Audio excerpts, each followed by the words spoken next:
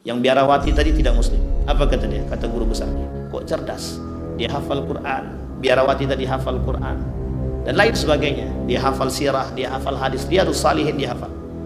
4 imam terkenal dari hadis-hadis di Bukhari, Muslim, Sunan Abi Daud, Ibnu Majah dia hafal.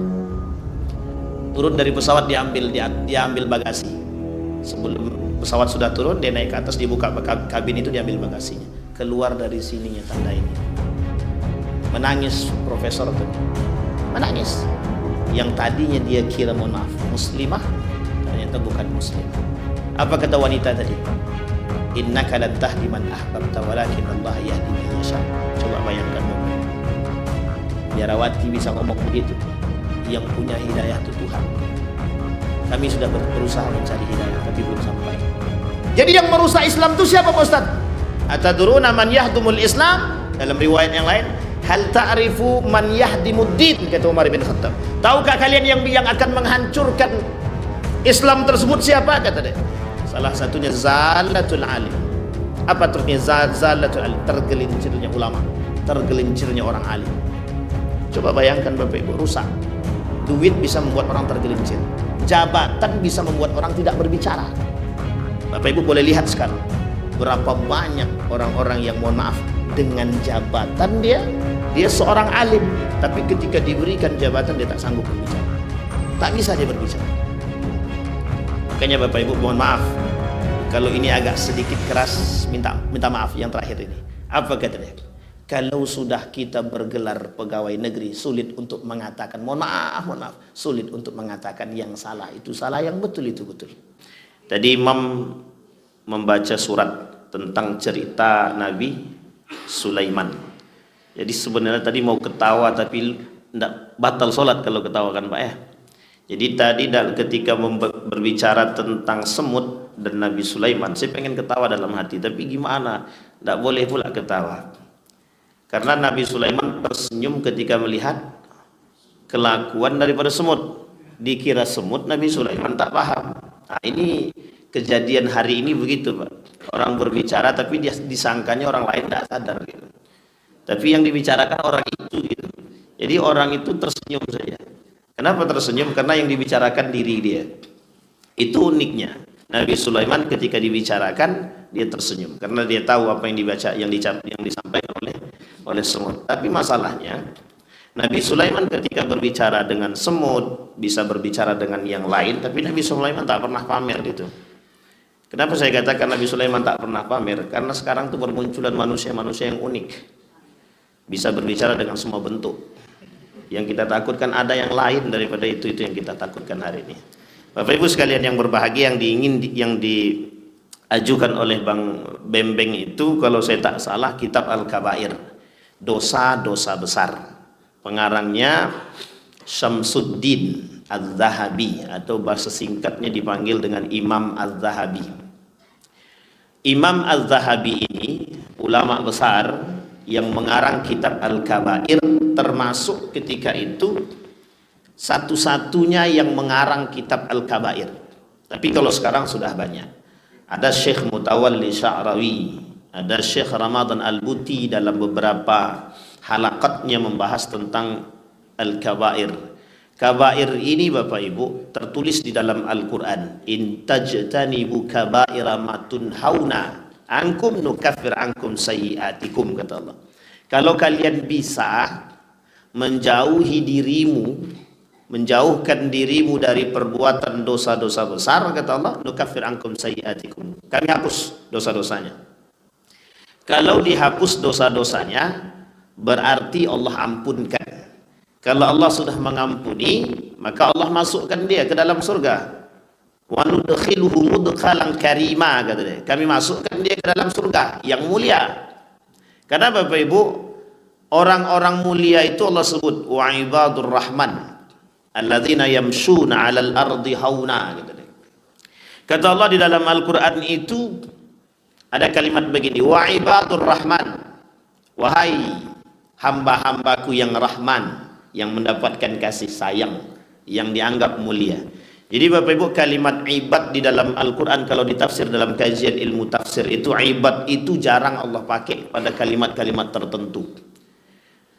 Kalimat ibad itu tidak Allah gunakan kepada para nabi-nabi, kecuali pada umatnya Nabi Muhammad. Artinya Bapak Ibu, kemuliaan umat Nabi Muhammad itu disebut dengan ibad. Ibad itu ada orang punya dosa banyak kali dosanya, membunuh, mencaci, memaki, meminum, berzinah dan lain sebagainya, itu dosa tuh.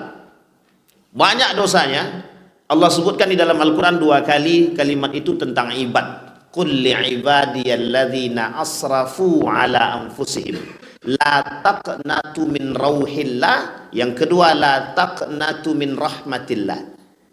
Kalimatnya, ada orang kalau dosanya biasa saja, dosanya cuma satu, itu Allah turunkan sifatnya itu adalah ghafir, ghafiriz dzambi wa qabilit taubi gitu.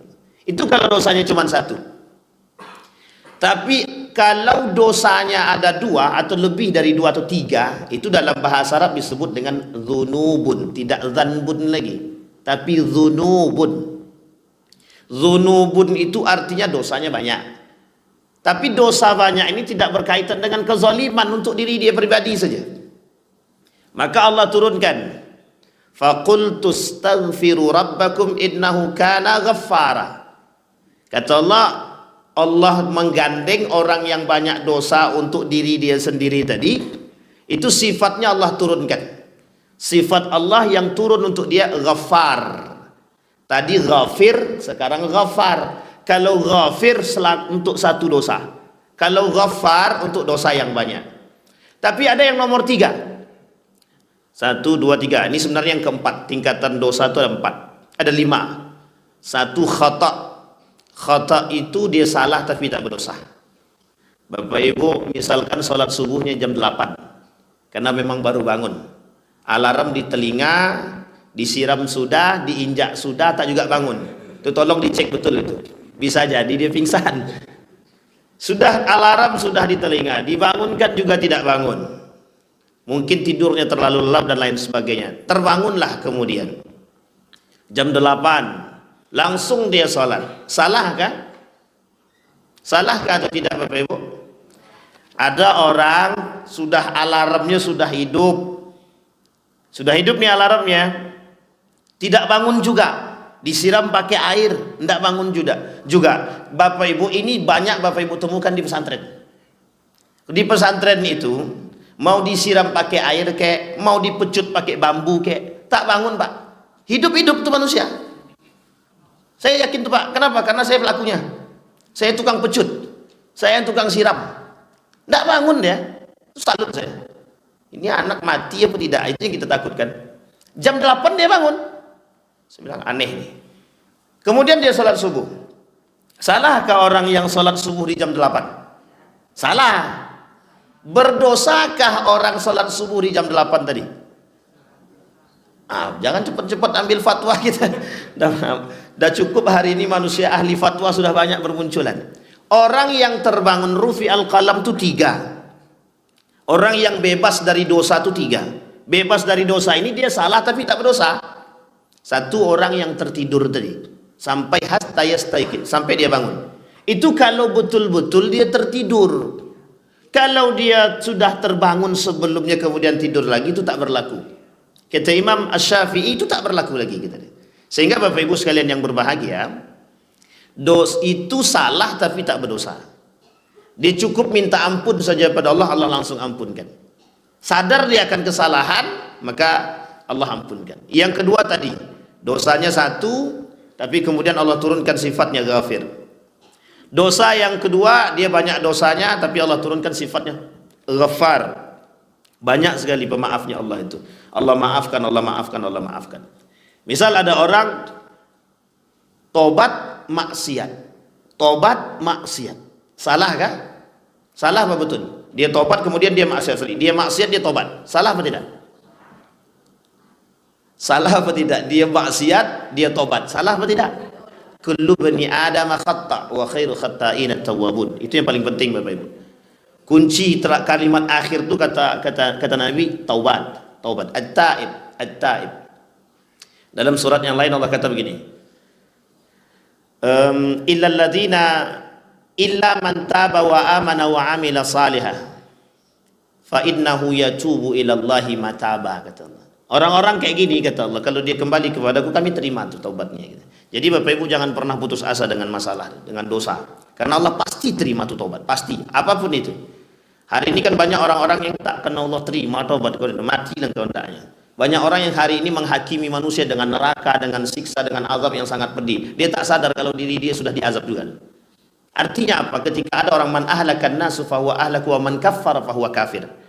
Barang siapa yang mengkafirkan orang, dia yang sudah kafir. Barang siapa yang menghancurkan orang lain, dia yang akan dihancurkan oleh Allah. Man ahlakan nasu fahuwa ahlaku, man kaffara fahuwa kafir. Ini penting untuk kita Bapak Ibu. Ini konsep yang dibangun oleh Islam itu adalah man ahlakan nasu fahuwa ahlaku.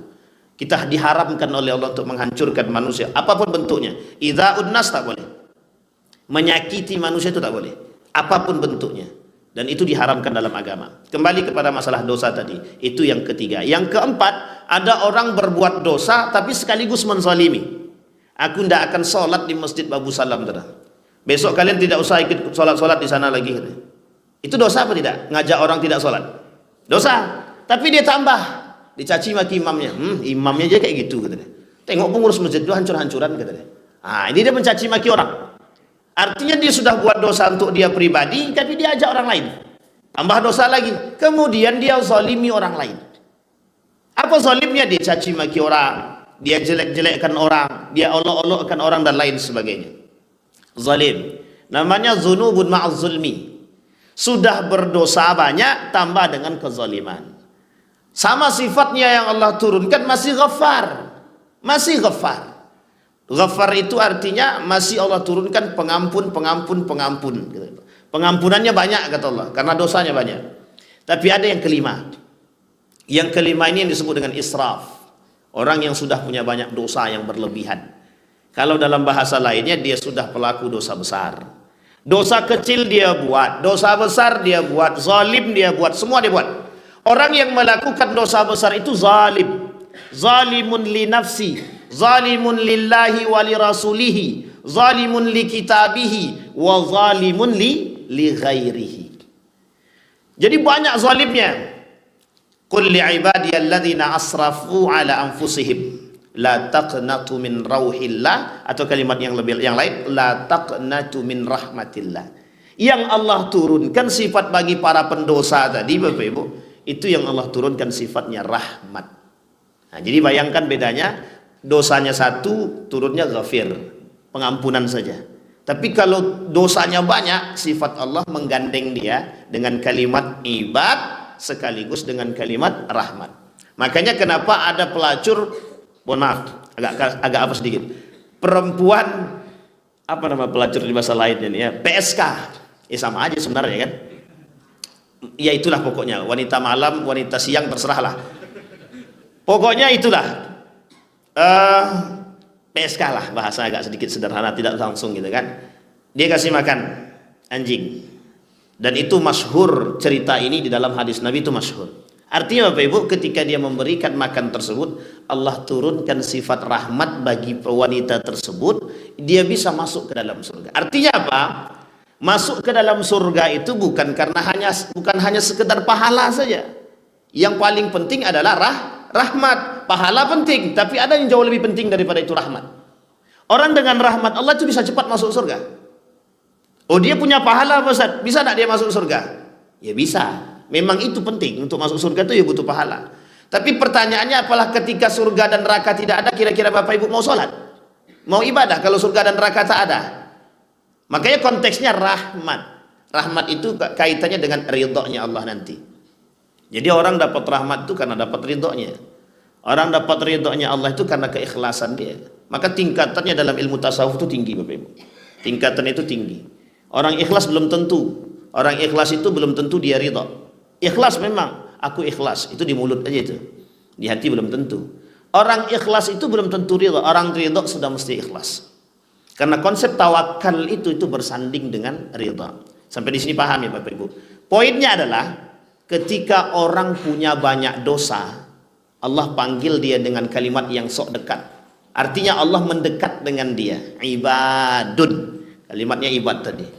Itu Allah gunakan pada orang yang sudah banyak dosa. dan Allah gunakan khusus untuk umatnya Nabi Muhammad sallallahu alaihi wasallam. Jadi Bapak Ibu, kalau salawat itu jangan tanggung-tanggung, hari-hari isi dengan salawat, karena syafaatnya yang Allah diberikan oleh Nabi, syafaat itu kepada orang yang dekat dengan Nabi, yang selalu berselawat kepadanya. Kalau tak salawat, jangan mimpi masuk surga.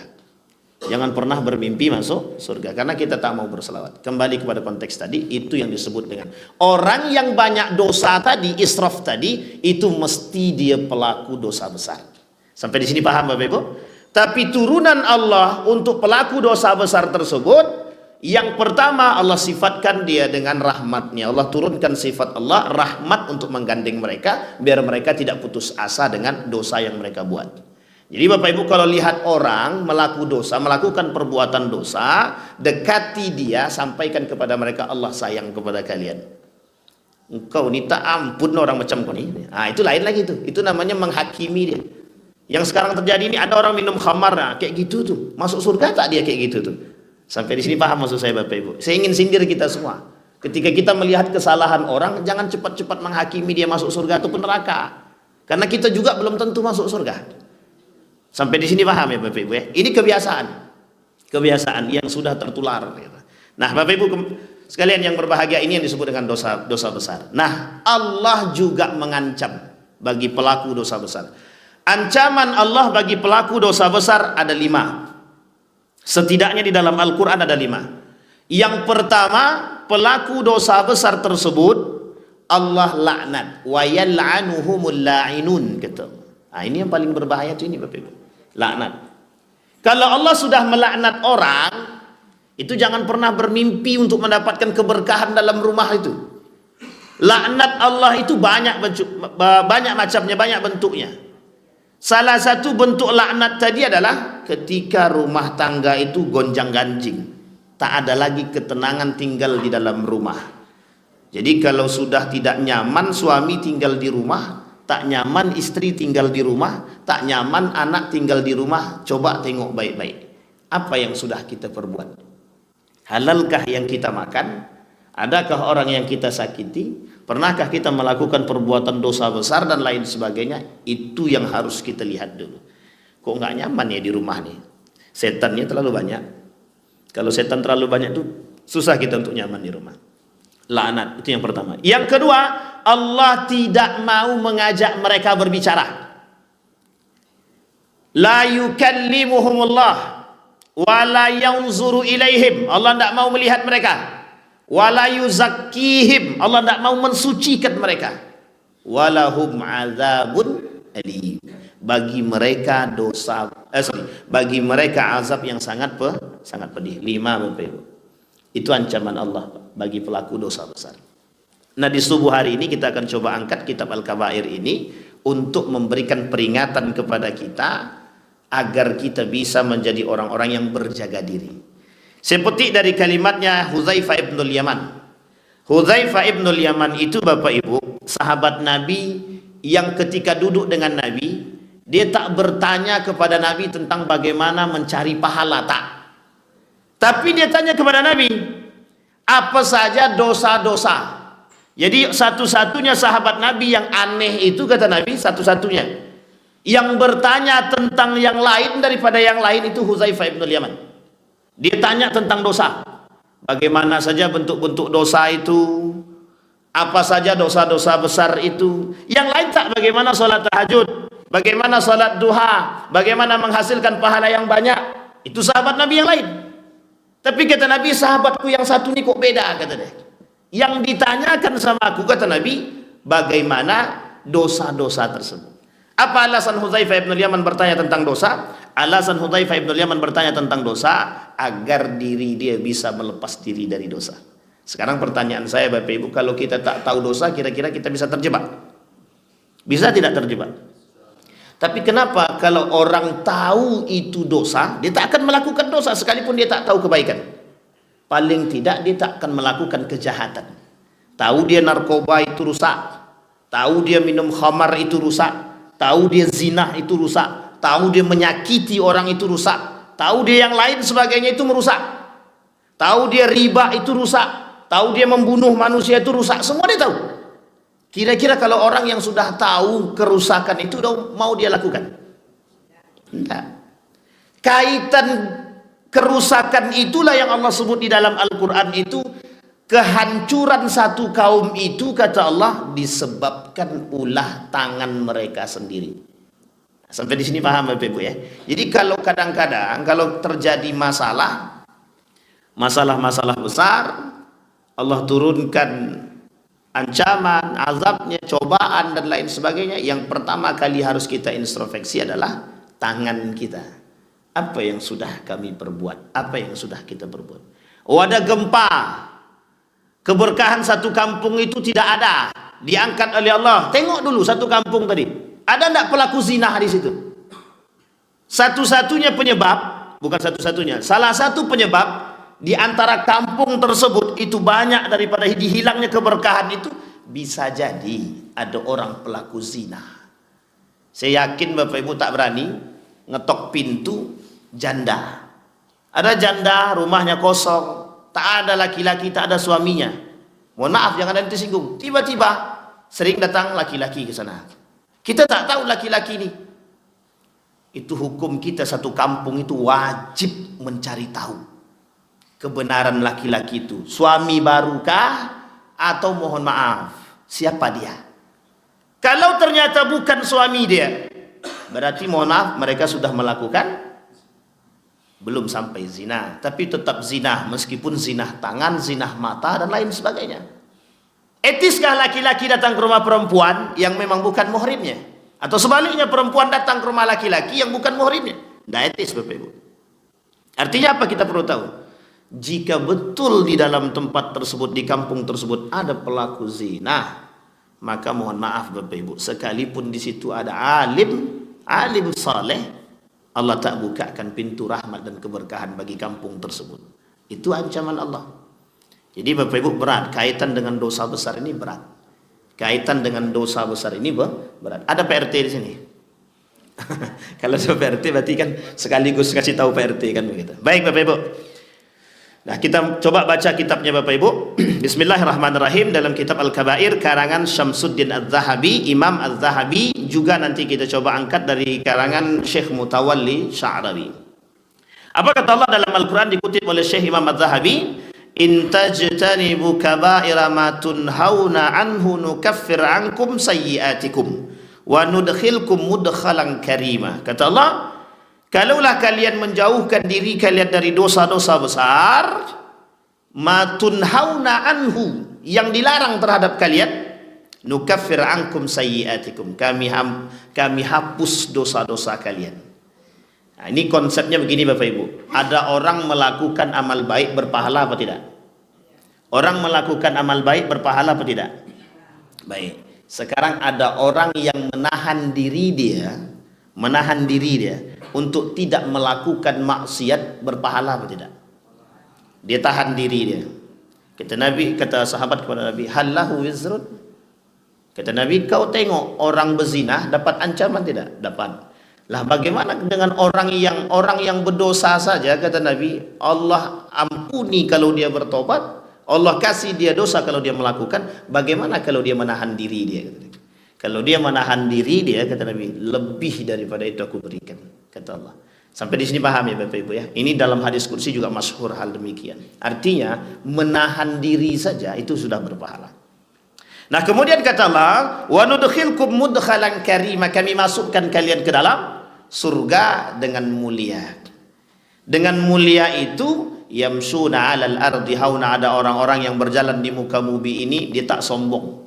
Orang yang berjalan di muka bumi ini tidak sombong, kira-kira dia manusia mulia apa tidak?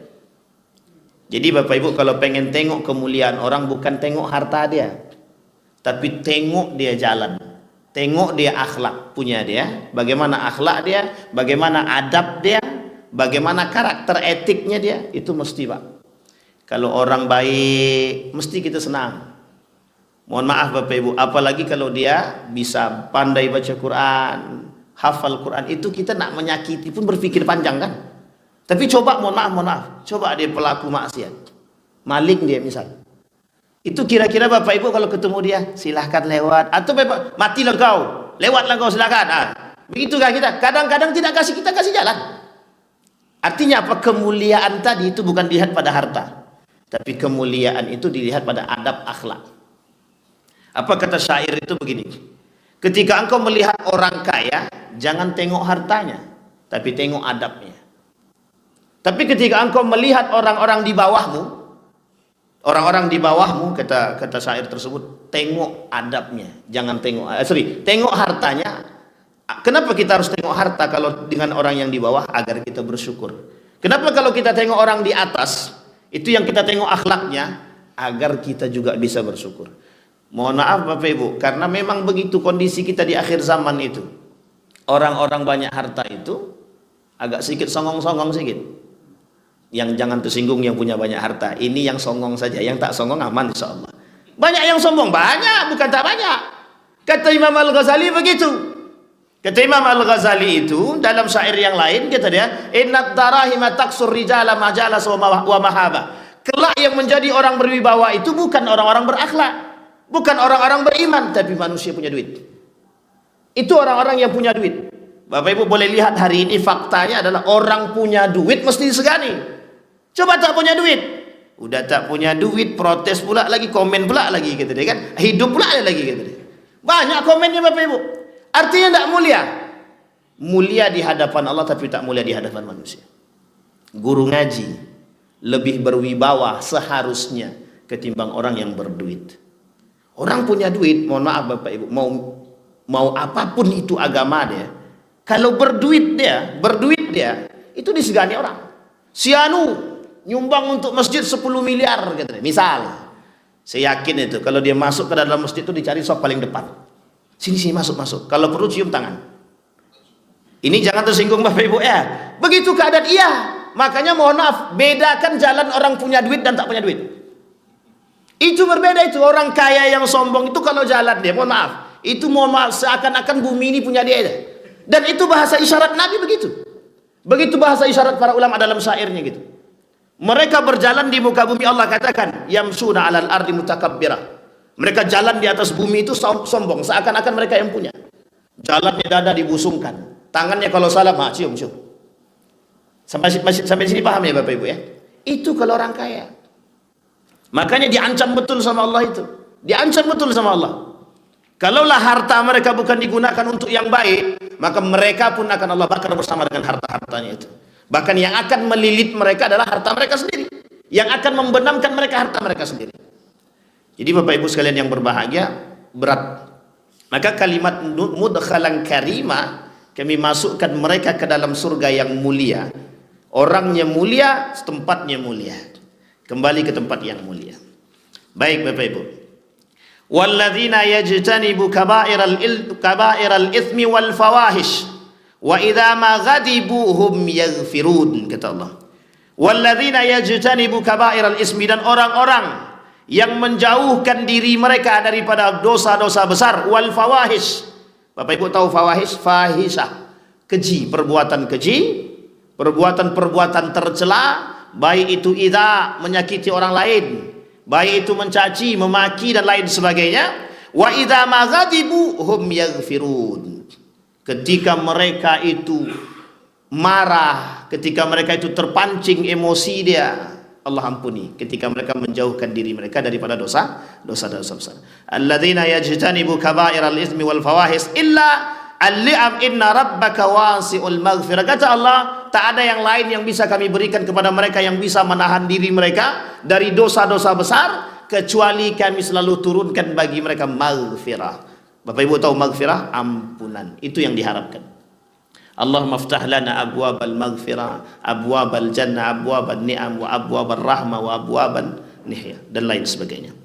Baik Bapak Ibu. Nah, bagaimana kondisi ke dalam hadis Nabi? Kata Nabi, ijtanibu sab'al mubiqat. Kata Nabi paling tidak ada 7 dosa besar. Kata Nabi, ijtanibu sab'al mubiqat. Yang pertama, asyirku billah. Fadzakara Nabi sallallahu alaihi wasallam minha asyirku billah. Nabi sebutkan ada 7 dosa besar dalam hadisnya. 7 dosa besar. Imam Az-Zahabi merangkum dosa besar dari Al-Quran dan hadis 76 dosa besar. Banyak apa sedikit? Kira-kira ada yang kita lakukan dosa besar itu?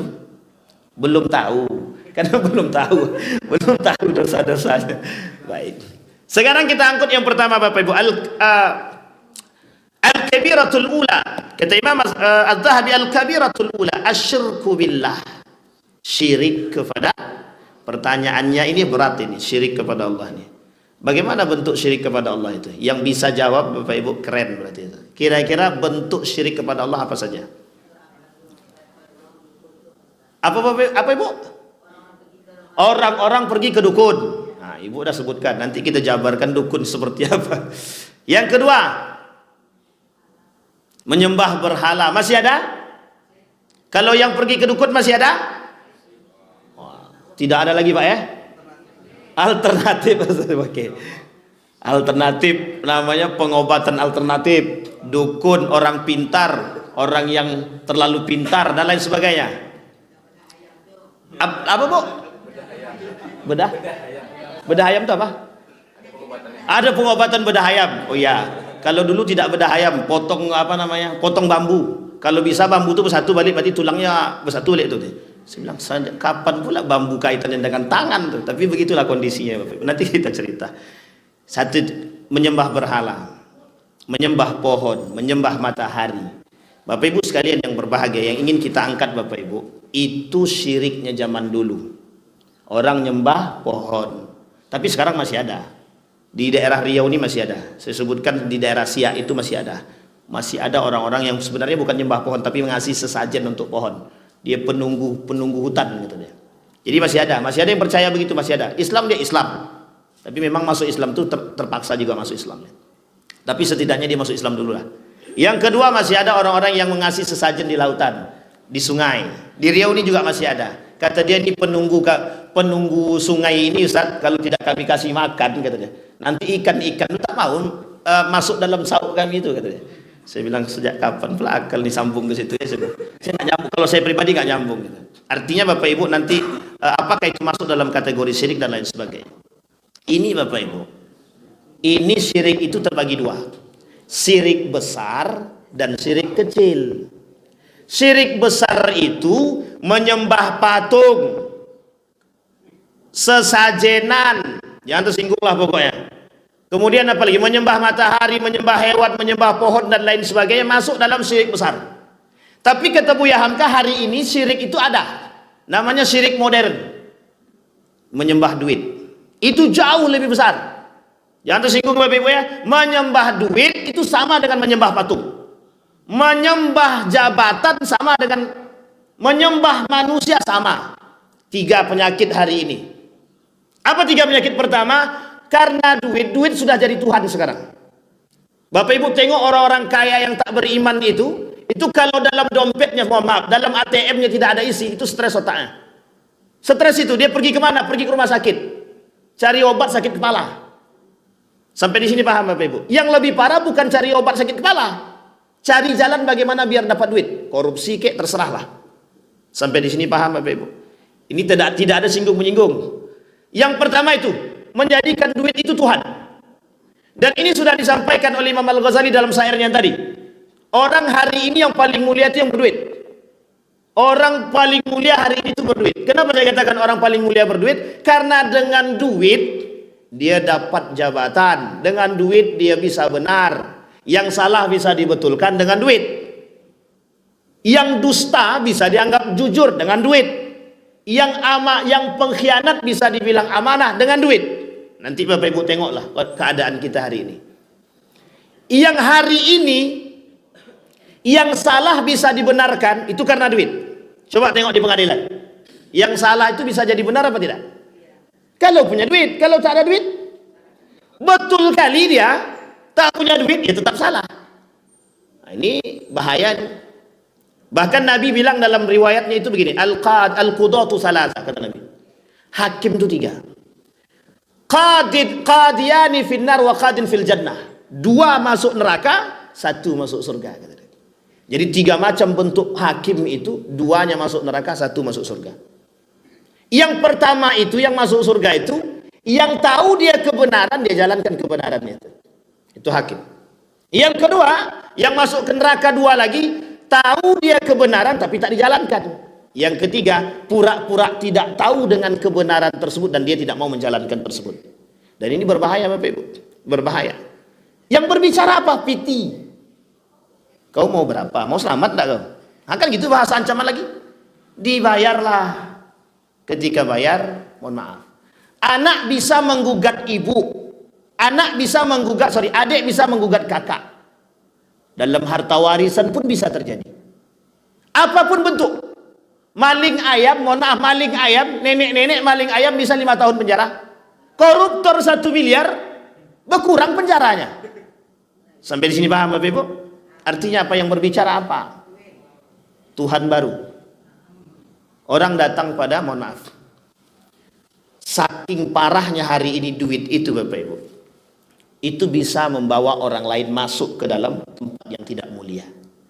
Kita ambil contoh. Misal pelaku koruptor ya, koruptor atau pelaku korupsi. Yang korupsi itu 5 orang, yang tertangkap baru 1. Kira-kira yang 1 orang ini mau ndak ngasih tahu 4 orang ini? Apa kata yang 1 orang ini? Kau mau ndak aku sampaikan nama-nama kalian? Janganlah. Oke, ndak apa-apa, ndak aku sampaikan. Dengan catatan keluargaku tolong kau jaga. Hidupkan dia kehidupan yang layak. Kau ndak saya sebutkan. Ketakutan dengan perbuatan yang sudah mereka perbuat, akhirnya mohon maaf, piti juga berbicara. Akhirnya yang 1 tadi tak mau menyampaikan. Tapi kalau disampaikan kira-kira masuk enggak 4-4 nih? Sampai. Itu kejadian kita hari ini Bapak Ibu. Para koruptor itu dia enggak sendirian. Rame. Tapi yang disampaikan enggak tahu saya. Dusta apa tak dusta? Dosanya 1 dia korupsi, yang kedua dia berdusta, dia ketiga dia tutupi kejahatan orang lain. Makin banyak dosanya. Sampai di sini paham? Itu yang mengakar hari ini. Itu yang disebut dengan konsep feodal namanya. Sampai di sini paham Bapak Ibu? Itu baru syirik besar. Baru masalah duit. Sekarang masalah jabatan. Tuhan baru. Namanya syirik modern. Apa itu jabatan? Apapun akan dilakukan oleh orang yang tidak beriman untuk mendapatkan jabatan. Carilah Bapak Ibu, lihatlah. Suap dia buat biar dapat kursi. Sekalipun orang menolak. Islam mengatakan suap itu haram. Kan cuma sedikit. Mau sedikit, mau besar tetap haram.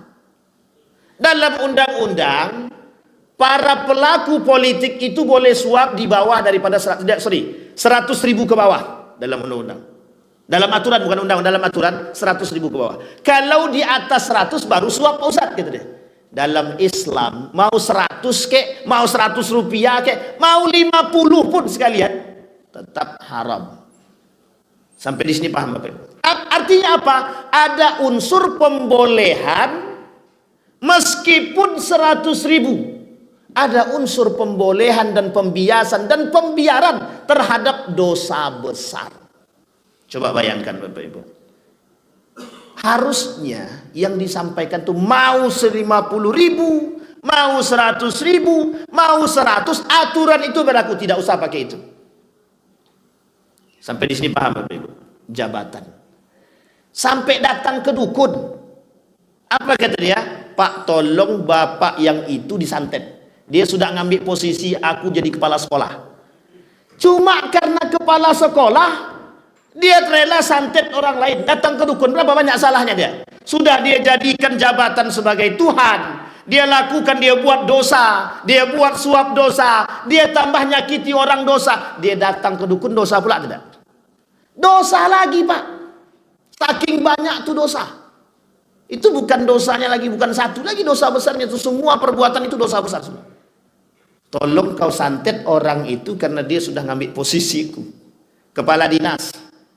Banyak orang tak suka sama aku nih Ustaz. Kenapa? Aku sekarang jadi kepala dinas. Pertanyaannya, ente dulu buat begitu juga nggak? Ya beda-beda tipis saja Ustaz. Sama aja berarti. Sampai di sini paham ya Bapak Ibu? Jabatan hari ini menjadi Tuhan. Datang dia kepada atasan dia tadi, mohon maaf Pak, kami ingin jadi kepala dinas. Kata atasannya, mau berapa? Berani berapa? Kan begitu lagi bahasanya.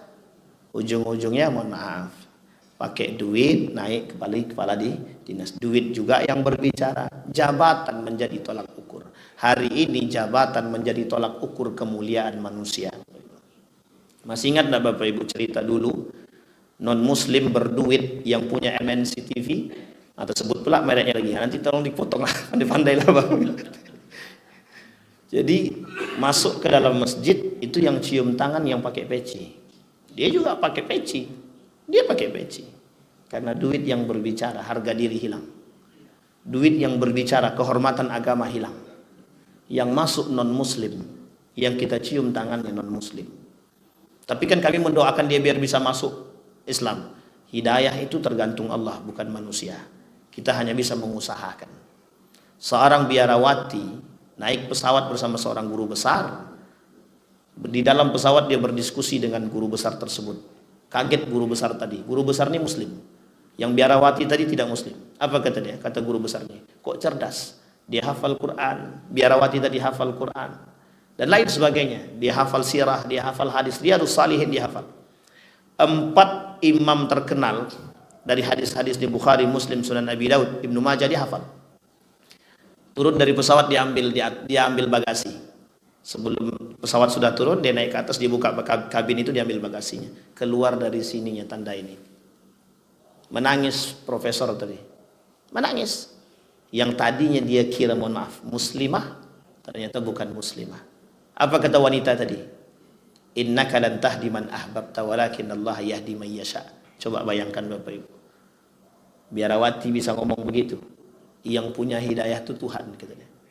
Kami sudah berusaha mencari hidayah tapi belum sampai. Nah, coba bayangkan. Hafal Quran, hafal. Bisa bahasa Arab, bisa. Hafal Riyadhus Shalihin, bisa. Pertanyaannya adalah, hari ini coba Bapak Ibu cari yang hafal Sahih Bukhari saja satu. Carilah. Ustaz-ustaz di Pekanbaru nih yang hafal Sahih Bukhari. Itu sulit minta ampun. Di antara 1000 belum tentu ada satu. Ini biarawati, bukan muslim, non muslim, hafal Quran, hafal hadis, paham sejarah. Kalau kita tak kuat iman, bisa berbalik awak Bapak Ibu. Sampai di sini paham Bapak Ibu. Artinya apa Bapak Ibu? Hidayah. Coba bayangkan orang mengejar dunia itu tujuannya apa? Meruntuhkan hidayah. Orang yang menjadikan jabatan sebagai Tuhan itu tujuannya apa? Meruntuhkan hidayah.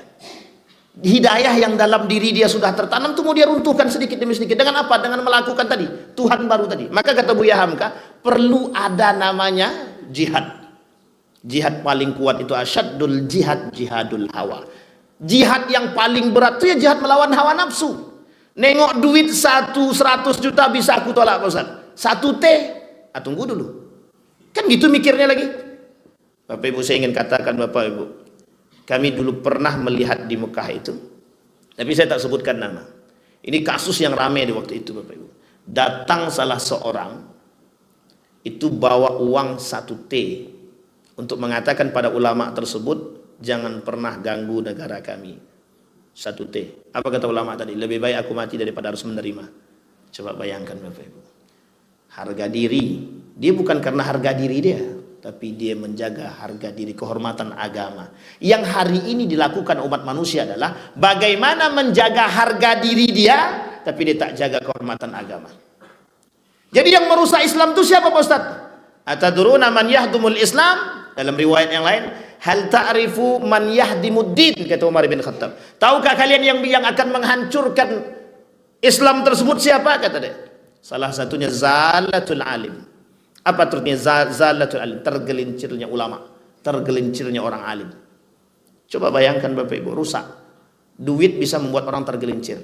Jabatan bisa membuat orang tidak berbicara. Bapak Ibu boleh lihat sekarang, berapa banyak orang-orang yang mohon maaf dengan jabatan dia seorang alim, tapi ketika diberikan jabatan dia tak sanggup berbicara. Tak bisa dia berbicara. Makanya Bapak Ibu mohon maaf, kalau ini agak sedikit keras, minta maaf yang terakhir ini. Apa katanya? Kalau sudah kita bergelar pegawai negeri, sulit untuk mengatakan mohon maaf, sulit untuk mengatakan yang salah itu salah, yang betul itu betul. Jadi kawan saya waktu itu sebelum PNS, koar-koar Pak. Setelah masuk PNS, tak jadi. Tak pernah lagi muncul sekarang. Artinya mohon maaf Bapak Ibu. Ketika dia dikatakan, mau dipindahkan apa tidak? Kalau tidak kami mutasi ini nih. Akhirnya tak berani dia dimutasi, tak mau dia dimutasi. Ini kisah nyata Bapak Ibu. Kalau abang takut, potong aja bang. Takut dia, tak mau tadi dia. Semenjak itu dia gak berani lagi berbicara demikian Bapak Ibu. Tuhan baru, yang kedua jabatan. Yang ketiga, apa Tuhan baru kita Bapak Ibu? Yang ketiga ini, wanita. Ibu-ibu jangan tersinggung. Wanita dianggap Tuhan hari ini. Wanita dianggap Tuhan. Makanya Bapak Ibu hari ini, apapun itu, sedikit-sedikit perempuan. Sedikit-sedikit perempuan. Untuk meluluh lantakkan hati seseorang itu perempuan. Jangan tersinggung. Banyak sekali sekretaris-sekretaris itu perempuan. Kenapa tidak laki-laki? Tidak menarik Pak Ustaz. Oh begitu. Tengoklah SPG itu. SPG mobil segala macam. Daya tariknya apa? Itu bukan jualan mobil itu. Jualan body kit. Sampai di sini paham Bapak Ibu? Bapak Ibu tahu Miss Universe? Itu yang dijual apa? Organ manusia itu. Yang dijual adalah keseksian, kecantikan, perempuan. Yang bisa menggoyangkan hati laki-laki itu cuma perempuan. Jabatan dia punya. Kekayaan dia punya. Apa yang tak punya lagi? Ketika mohon maaf, ketika datang perempuan menggoda, hilang cerita. Semua hancur kali. Semua hilang. Nah, ini cerita ini unik Bapak Ibu. Dulu waktu di Jogja itu Bapak Ibu, ada kawan orang Riau juga. Tapi mohon maaf Bapak Ibu, gigolo dia. Tahu gigolo ya Bapak Ibu ya? Gigolo itu perantara untuk memberikan perempuan kepada orang-orang yang meminta kepada dia gitu. Itu bahasa lainnya gigolo lah, apa namanya Pak? Bahasa calo atau biro lah, lebih halusnya itu. Biro apa namanya itu? Itulah biro, itulah kotaknya bang pokoknya. Jadi Bapak Ibu masuklah kami. Ini kebetulan kawan ini, satu kelas lagi malah. Diajaknya ke kos dia. Di dalam kos itu, mohon maaf, agak sedikit vulgar. Ternyata dalam kos itu Bapak Ibu, isinya apa? Kondom. Saya tanya ini untuk siapa? Nanti kalau ada, mohon maaf, kalau ada para pejabat datang meminta nanti dari sini gitu deh. Jadi dia punya nomor-nomor ayam kampus. Tahu Bapak Ibu ayam kampus? Nah, itulah dia Bapak Ibu ceritanya. Kalau yang laki-laki membisikkan minta, bang, tolong naikkan adikku lah jadi ini. Siapa kau? Tapi coba perempuan yang datang. Bang, bisa naikkan adikku situ. Apa yang nggak bisa? Begitulah model hari ini Bapak Ibu. Tuhan barunya perempuan. Makanya banyak laki-laki selingkuh. Nikah aja langsung udah usah selingkuh. Nikah dulu, setelah nikah baru kasih tahu. Tapi berantem kami rumah tangga kami bos, itu resiko. Artinya pandai. Begitu kan? Iya, yang perempuan menjadi Tuhan. Harta dia punya belum puas. Jabatan dia punya paling tinggi, tak puas juga. Akhirnya apa, dengan jabatan dan kekuasaan yang miliki, dia bisa mencari perempuan sekian banyak Bapak Ibu. Orang beriman saja runtuh, apalagi yang tak punya iman. Sampai di sini paham Bapak Ibu. Yang terakhir Bapak Ibu, Tuhan baru kita adalah gadget, HP. Tolong betul-betul Bapak Ibu. Hari ini kalau internet mati, saya yakin banyak yang stres. Mau yang pakai peci atau yang tak pakai peci, stres semua, saya yakin. Kenapa? Nggak jadi live, nggak ada paket, nggak jadi live. Astagfirullah, sayang kalilah. Muncul Bapak Ibu penyakit baru, penyakit butuh. Bapak Ibu nanti akan dimatikan oleh Allah listrik itu. Internet itu tidak ada, lampu tak ada selama 40 hari. Di akhir zaman itu nanti akan dimatikan selama 40 hari. Menjelang datangnya hari kiamat besar itu, nanti 40 hari Bapak Ibu. Hilang semua. Jadi bahasanya dulu tuh kembali kepada asal. Dulu tak pakai HP, sekarang pakai HP. HP-nya cuman SMS dan telepon. Sekarang tidak hanya itu, holografik pun muncul. Set gambar orang, oh gitu. Besok tidak ada lagi. Tidak ada lagi, hilang semua itu. Kembali kepada asal. Sekarang sudah mulai kembali kepada telepon dan SMS. Ada orang-orang yang sudah muak dengan dunia-dunia tersebut. Coba bayangkan kenapa kita katakan hari ini gadget itu Tuhan baru, internet itu Tuhan baru. Sekarang ketergantungan orang terhadap internet dan HP itu menjadi tinggi. Lebih penting, lebih sulit, lebih berharap lagi mereka kepada internet, kepada HP daripada kepada Tuhan. Kenapa saya katakan tadi ada duit, ada jabatan? Mohon maaf Bapak Ibu, mohon maaf betul. Banyak orang tadi saya baca di situ Bapak Ibu. Tidak ada panggilan yang paling utama selain dari panggilan Allah. Sekarang berubah, panggilan utama itu panggilan atasan. Kalaulah atasan yang manggil, kira-kira datang apa tidak datang? Daripada kena mutasi, mending saya datang kata dia. Padahal sudah azan, sudah melangkah kaki ini mau ke masjid, dipanggil tuh dia. Dipanggil atasan, langsung berbelok dari masjid, saya pindah langsung ke kantor jabatan. Azan selesai baru mereka keluar dari. Bayangkan Bapak Ibu, rapat kadang-kadang lewat batas azan, lewat batas sholat, tidak tahu sampai kapan. Artinya apa Bapak Ibu? Hari ini syirik itu lebih berbahaya daripada syirik yang dulu. Syirik yang dulu menyembah pohon, menyembah patung bisa dihindari Bapak Ibu. Tapi hari ini yang sulit kita hindari adalah syirik-syirik yang poin-poin tadi kita sampaikan. Syirik terhadap duit, syirik terhadap jabatan, syirik terhadap wanita, kekuasaan, kemudian syirik terhadap gadget dan lain sebagainya. Ini syirik modern Bapak Ibu. Syirik kita hari ini Bapak Ibu. Banyak orang yang tak bisa meninggalkan perbuatan-perbuatan demikian. Karena apa? Karena mereka takut kalau itu kami tinggalkan, maka habislah dunia kami. Penyakitnya cuma satu Bapak Ibu, kata Zainuddin MZ, kuman. Tahu kuman Bapak Ibu? Kuman, kurang iman. Kata Zainuddin MZ, penyakit itu ada 3, kudis, kurap, kutil gitu. Nah yang terakhir itu penyebab besarnya kuman, kurang iman. Penyebab kurang iman itu apa? Hubbud dunia, cinta terhadap dunia yang berlebih. Ini sampai jam berapa Bang Bembeng? Ini kok tak ada bunyi-bunyi bel? Udah habis kan? Kok tak bunyi-bunyi? Kita patokan, saya patokannya bunyi Pak, tapi tak berbunyi-bunyi, jadi tak ada patokan begitu. Jadi makamu bapak-bapak, insyaallah.